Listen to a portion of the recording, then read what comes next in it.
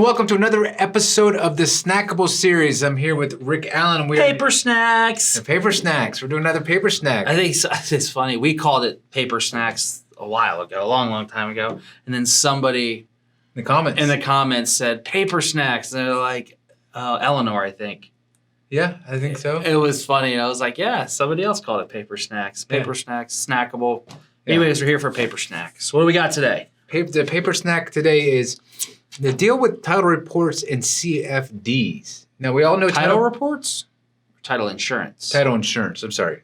Title insurance and CFDs. So, a lot of people don't know, but title insurance is transferable on a mortgage. So you do transfer that when you purchase. And a deed of trust. And a deed of trust. So when you purchase a mortgage or a deed of trust anywhere, on paper stack or off, that title is transferable. Some people do like to get a new title policy for weird reasons. I don't know. Maybe we can answer that. If it's already there, it's already being transferred. I don't know why you need more. But with the CFD, that's a whole different ball of wax. They're not transferred. A lot of times they don't even have it, right? There's not even a title policy on the thing. So Rick does like to add a title policy once he purchases a mortgage note, all for the contract for deed. Contract for deed, just to add value. So, let's break it into why is or not a title policy with contract for deeds from the get-go. All right, so let's just talk a little bit about title policies. Pretty much if you've ever bought a mortgage note or mortgage note or a deed of trust, and it was originated by Institutional Capital, Bank of America, Wells, somebody along those lines, Citi, you're going to get an insurance policy. It's a lender's policy. And those lender's policies, they have language in there for its successors and or assigns. And you'll see it ISAOA, its successors and or assigns. Basically what that means is if that mortgage is sold or assigned, the title policy transfers. And the way title policies work is from a specific date backwards, right? So for instance, I bought a house, the lender got a policy, and I closed on April 1st. What the title company is saying is when they issue the title policy, from April 1st of that day that I close backwards, they're saying title is clear, which is a little bit different than, that's actually a lot different than, property hazard insurance, which is from a specific date forward, as long as your policy is in stake. So for instance, you would never buy a hazard policy on your house and try to claim a hurricane damage that happened 3 months prior to that. It doesn't work like that. You would never crash your car and then 3 months later get insurance and try to claim your car crash on that insurance. That's just, or if you're, trying to do illegal stuff maybe, but that's just not how it works. So hazard insurance is from a specific date forward. Title insurance is from a specific date backwards.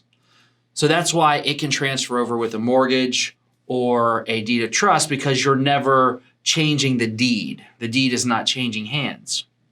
Now, if you look at a contract for Where's the deed? The deed, that's how whoever the owner of the property is, that's how they're titled to the property. It's the deed. So where is the deed? It's been recorded in public record. Okay. So a deed always gets recorded in public record. That's how you know that person owns they're the one on title to the house. Now, in a contract for deed or a land contract, how it typically works is the person who owns the property is making a loan or giving somebody a contract for the deed. Once they pay off the contract, they then get the deed, right? So if I want to go sell that, I'm selling the contract for deed to a new investor, but I'm also transferring the actual deed, the title of the property. Which is the quitclaim deed, right? Which is the quitclaim deed, or you could do a warranty deed or a special warranty deed, but typically it's a quitclaim deed. What's the difference between those? So like a quitclaim deed is you're just like signing it over. Here they go. They're taking the deed as is, where is, with anything. A warranty deed is saying you're warranting that there's clear title on the deed, and then a special warranty deed has different provisions in there. I'm not an attorney, so you should go look that up or talk to an attorney if you want the exact legal descriptions, but that's a high level kind of the difference. So when you're buying a contract for deed, title is changing, right? There wouldn't typically be a title insurance policy. There might be. I will put them on there. But if you remember, I had just said a title insurance policy is from a specific date backwards. So an old title policy wouldn't cover you if you're buying a contract for deed. The reason for that is because it's from a specific date backwards. Once you transfer title, you'll need a new policy to insure title. And you can go back and they can do a reissue for you, especially if if it's been issued within the past year. Most title companies have reissuance credits and they'll do it for a discount. But that's the reason why I see a lot of times there's no title insurance policy. Well, it's, if this thing has been purchased or sold, a contract for deed 3 or 4 times, you would have to have 3 or 4 different insurance policies to cover that. So for the people that are buying contracts for deeds, it's a very good idea to get one. Like it should go, buy the contract for deed on paper stack, send it to your servicer to get it boarded, give them the stuff they need, the assignment of seller's interest and the quitclaim deed. Then after that, get it over to get recorded and get it over to get the title policy. Right. So what I would do is, obviously the servicing gets set up. You're going to have the loan serviced. I would pull a title report, make sure I'm comfortable with title. And then what I would do is I would talk to a specific title company, maybe it's Priority, who writes nationwide or mostly nationwide policies, and say, look, I'm buying this contract for deed. I'm going to be having the deed in my name. Can you write me a title policy? They'll probably say, yes, I can, but I have to do it once the deed has been recorded. And the reason they can't do that before the deed has been recorded is because a title policy shows who's on title. And it shows from 1 point backwards. So if they write the policy before you record the deed, it would do you no good. Yeah, because he wouldn't actually. There's not insuring you for anything. So you need to make sure that you're getting the insurance policy.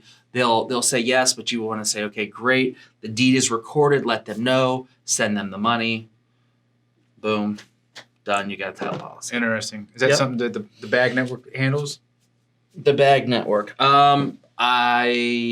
Recording or title policies? Title policies. I don't know. That's Brett's asking this because not too long ago we just had Dickie Baldwin of the BAG network on there, and he, I'm sure he does. Yeah, title policies. We have nationwide title company we work with. So yeah, but title insurance is something you should get. If you buy a mortgage, here's a kind of little a gotcha that you may see on the mortgage side or the deed of trust side. So there's an insurance policy or a title policy there, a lender's policy. You're buying it, great. It's going to transfer over to you. Now, maybe their loan was written for $140,000, right? Mm-hmm. And there's a title policy for $140,000. But sometime between 2008 and 2012, they fell behind on their mortgage, and then they ended up getting a loan modification, and the new loan modification now has the principal balance at $190,000, right? So your title is only covered up to $140. So in that instance, you may want to get a new policy to cover it. So how would you catch that? By knowing the principal balance and knowing what the title policy says. The title policy says it right there. But those are some things that, if you get into a title claim, that $50,000 may make it's a big difference. If that's the difference in. That's huge. Yeah. Especially some of those things that got modified from the 2008 era. They were, what if it goes the opposite way? Imagine you had a house you got your title policy at $300. Now your house is worth $150. Something happens, you get access to that extra $150. I don't know. It'd be interesting to look at that. I would imagine yes. If there was a title claim, an actual title claim, and the house burnt down, that's not a title claim. That's a hazard. That's a different. This is why we do the podcast, so I can learn as well with you. This is a different insurance policy. That's hazard insurance. That's hazard insurance, which is from a specific date forward. So tell me how does the title policy get used? When would it get used in, say, the contract for deed? How would that arise at it's being used? So what'll happen is the title company is going to go through and they're going to run a down and dirty, just like they're going to get in there and they're going to look at every nook and cranny and they're going to say, yeah, title's clear up to this point, we'll insure it. They're going to put insurance on it. So if for some reason something pops up and somebody's like, well, I actually am supposed to be the one on title here and the title company missed it, then Wow, what happens then? Transfers over and how would that work? then you get into a title claim and you have to go in there and theoretically the title insurance would pay you out, Wow. but you never know, man. So anyways, that's it. Paper snack. It was a paper snack, and that was a good one. That was a Snackable. very technical one. The title policies are definitely something that are very. Yeah, it is. And then people ask all the time, well, the CFD doesn't have a title policy. Like, well, yeah, it's probably not going to have a title policy. And that's why. It's because every time it's changed hands, you'd have to have a new policy. They don't assign those policies.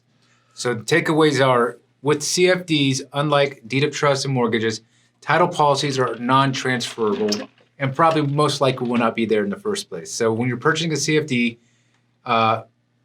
look to see if there is, but if there's not, don't be surprised, right? Right. That's not a shock. It's not a shock. Now you know. Now you know. So, Knowing's half the battle, yeah. right? Yep. So anyways, that's what we got. We'll catch you guys on the next one. Thanks. See ya.